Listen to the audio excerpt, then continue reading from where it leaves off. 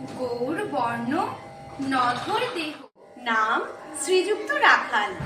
জন্ম তাহার হয়েছিল সেই যে বছর আকাল। গুরুমশাই বলেন তারে, বুদ্ধি যে নেই একেবারে, দ্বিতীয় ভাগ করতে সারা 6 মাস ধরে নাকাল। রেগে মেগে বলেন, বাঁদর, নাম দিনু তোর মাকাল।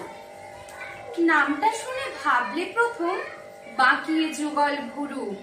তারপরে সে বাড়ি এসে নৃত্য করলে শুরু। হঠাৎ ছেলের মাতন দেখি সবাই তাকে শুধায়, এ কি? সকলকে সে জানিয়ে দিল, নাম দিয়েছেন গুরু। নতুন নামের উৎসাহে তার বক্ষ দুরু দুরু। কোলের ওপরে বসিয়ে দাদা বললে কানে কানে, গুরুমশাই গাল দিয়েছেন, বুঝিস নে তার মানে? রাখাল বলে, কখনো না। মা যে আমায় বলেন সোনা, সেটা তো গাল নয়। সে কথা পাড়ার সবাই জানে। আচ্ছা, তোমায় দেখিয়ে দেব, চলো তো ওইখানে।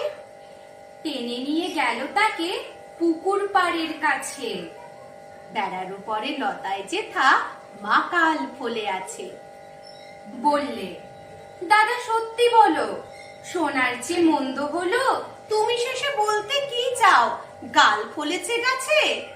মাকাল আমি বলে রাখাল দুহাত তুলে নাচে।